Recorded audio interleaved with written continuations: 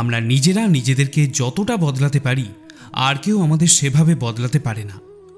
অন্য কেউ আপনার ব্যাপারে কী ভাবছে সেটা গুরুত্বপূর্ণ নয়, গুরুত্বপূর্ণ হলো যেটা আপনি আপনার ব্যাপারে ভাবেন। যখন আপনার মনে হবে যে আমার কেউ নেই, তখন আকাশের দিকে তাকাবেন, যা সবসময় আপনারই ছিল আর পরেও আপনারই থাকবে। যে ভয় থেকে আত্মবিশ্বাস কমতে থাকে, সেই ভয়কে শেষ করাটা অতি আবশ্যক।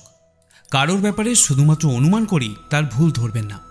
আপনি হয়তো জানেনও না যে তার জীবনে কী প্রতিবন্ধকতা আছে। আমাদের বয়স যত বাড়তে থাকে, আমরা বুঝতে পারি যে আমরা সেই সব মানুষকে বেশি গুরুত্ব দিয়েছি যাদের আমাদের জীবনে কোনো অনুদানই ছিল না।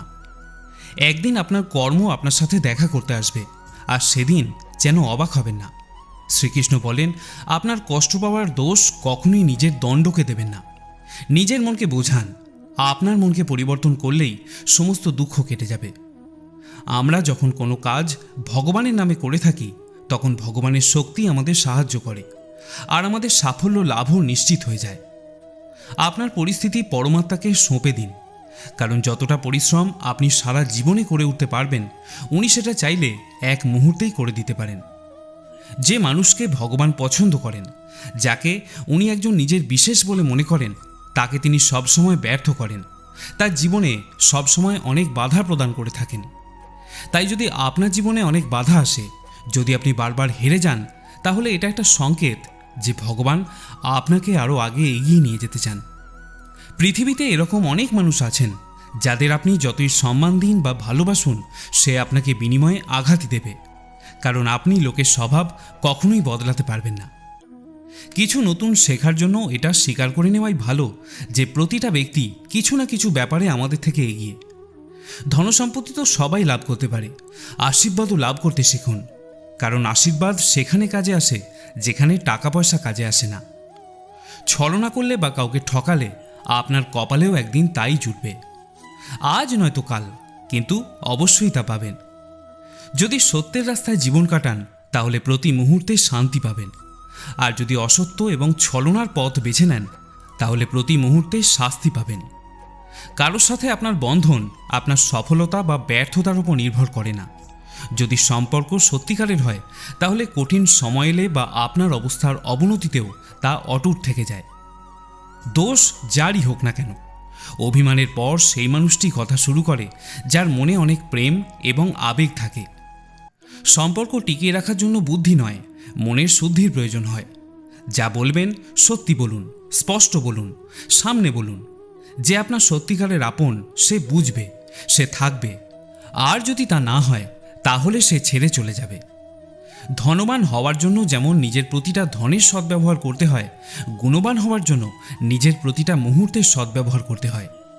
জীবনের আরেকটা গভীর অর্থ এটাও যে আপনি যেরকম ভেবেছেন, জীবন সেরকম নাও হতে পারে।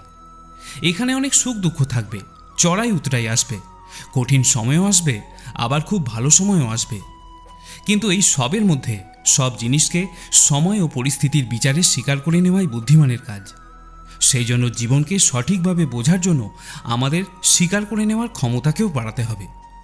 না তো কারোর অভাবে বাঁচবেন, আর না তো কারোর স্বভাবে বাঁচবেন। এটা আপনার জীবন, এটাকে আপনার স্বভাবেই বাঁচুন। সম্পর্ক টিকিয়ে রাখার জন্য কখনো কখনো মেনে নিতে শিখুন, কখনো কখনো মানিয়ে নিতেও শিখুন।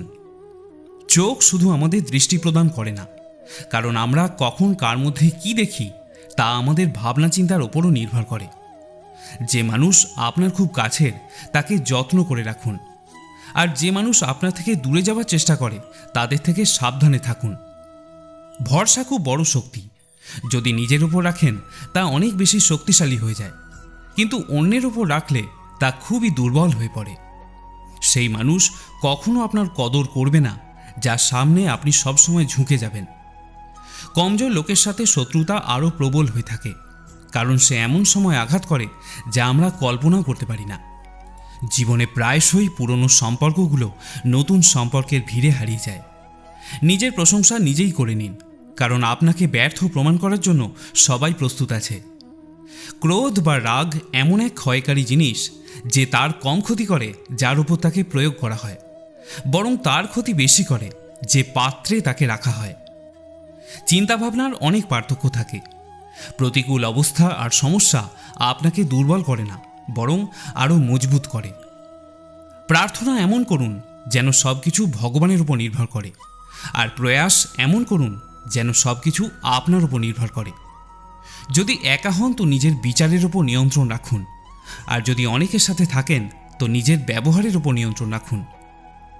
যদি ভালোবাসা দিয়ে সম্পর্ক জোড়া থাকে তাহলে তা কখনো ভাঙে না, আর যদি তা স্বার্থ দিয়ে হয় তা কখনো জোড়া লাগে না। রাগের মাথায় কখনো কিছু অশালীন বলবেন না, কারণ মুখ থেকে বেরোনো কথা আর কখনো ফিরে আসে না। পরিস্থিতি যত আপনাকে ভেঙে দেয় তত আপনাকে মজবুতও করে দেয়।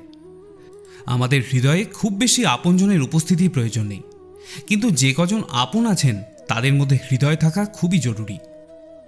প্রতিটা দিন নতুন কিছু শর্ত নিয়ে আসে, আর প্রতিটা রাত নতুন কিছু অর্জন করিয়ে দিয়ে যায়। ভুলভ্রান্তি জীবনের একটা পাতা, কিন্তু সম্পর্ক হলো পুরো একটি বইয়ের মতো। দরকার হলে ভুলের পর একটা পাতা ছিঁড়ে দেবেন, কিন্তু বইটা কখনো হারাবেন না। কিরণ সূর্যেরই হোক আর আশারই হোক, জীবন থেকে সব অন্ধকার দূর করে দেয়। জীবনে কোনো শপথ গ্রহণ করাই মহত্বপূর্ণ নয়, মহত্বপূর্ণ হলো সেই শপথকে বাস্তব করে দেখানো।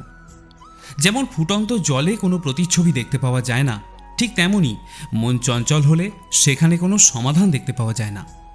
শান্ত হয়ে দেখুন, সব সমস্যার সমাধান আপনি নিজেই খুঁজে পেয়ে যাবেন। সংসারের সব ব্যক্তি কখনো সর্বগুণ সম্পন্ন হয় না, সেই জন্য কিছু দোষ ত্রুটিকে নজর এড়িয়ে গিয়ে সম্পর্কগুলোকে টিকিয়ে রাখার চেষ্টা করুন।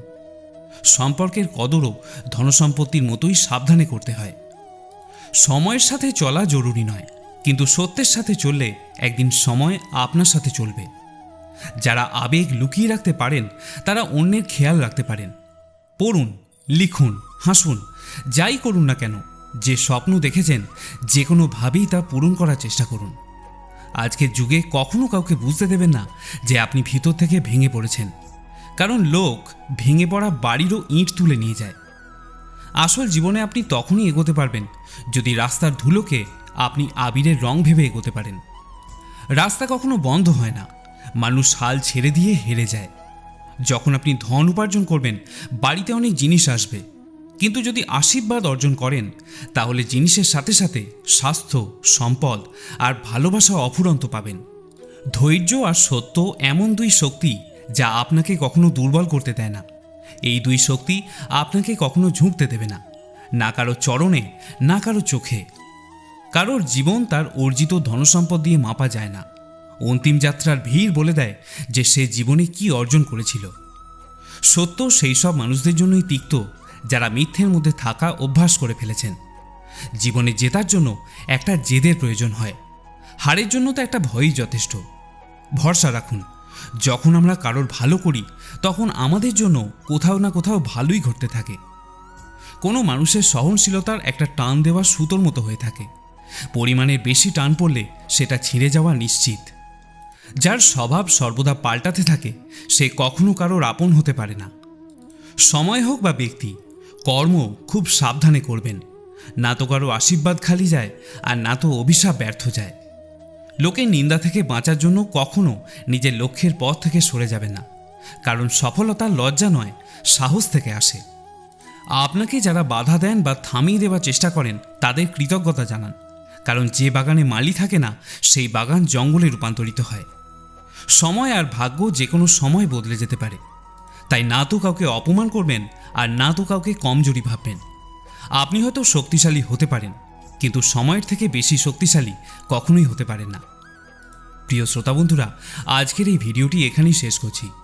যদি এই ভিডিওটি আপনার ভালো লেগে থাকে তাহলে অবশ্যই একটি লাইক করুন, আর যদি অমৃতবার্তা চ্যানেলে আপনি নতুন শ্রোতা হয়ে থাকেন তাহলে অবশ্যই চ্যানেলটিকে সাবস্ক্রাইব করে রাখুন।